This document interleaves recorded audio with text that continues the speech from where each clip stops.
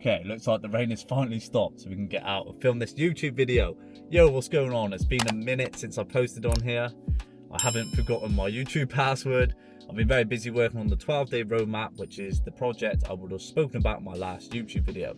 So these projects always take a lot longer than I anticipate because things never go right the first time round, and editing times in between working always takes a lot longer than I plan. But that's life and I enjoy the process. Anyway, more on the 12-day roadmap in a future video. Today I've got some very exciting news that I want to announce because it's going to shape the content on this channel going forward in the future, particularly towards the back end of the year. So I want to take you on a beautiful walk with me in the Forest of Dean, and I'll talk about where I've been, what I've been learning and what my future plans are. By the way, I hope these cherries haven't put you off the intro, and the rain has finally stopped, so we need to get outside quickly before it starts again.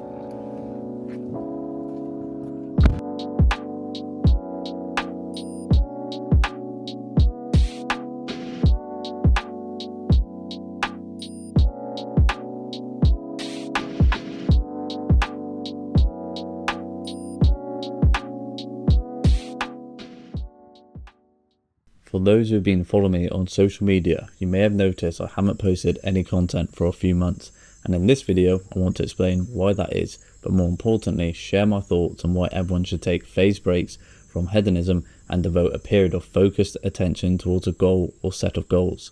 If you have been down the self-help rabbit hole, you would have likely came across a concept called monk mode. Now, to keep things brief, monk mode in essence is a deliberate practice of intense focus, self-discipline and a dash of isolation to spearhead one's productivity and personal development. Now don't worry, I'm not here to tell you need to wake up at 4 AM and plunge yourself in cold water every morning as part of a 10-step morning routine. I think it's fair to say social media has largely been hijacked by wanky influencers who want you to believe they are more successful than you because they have some carefully created morning routine.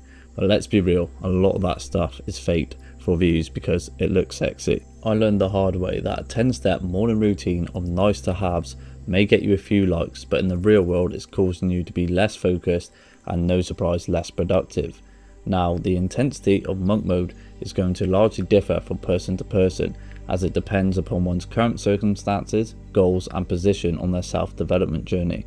From my personal experience, I found the more intense sessions taught me a lot about myself but aren't sustainable for long periods of time, and they typically are much more beneficial when you have a specific goal or outcome you wish to create compared to trying to optimize every single metric in your life. Anyway, in this monk mode I had two specific goals, one purpose driven and the other career driven.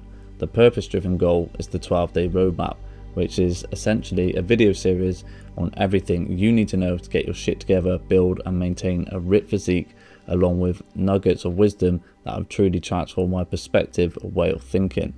I'm doing this because it's the exact same thing I wish I had access to for free when I was starting out this journey of becoming a better man.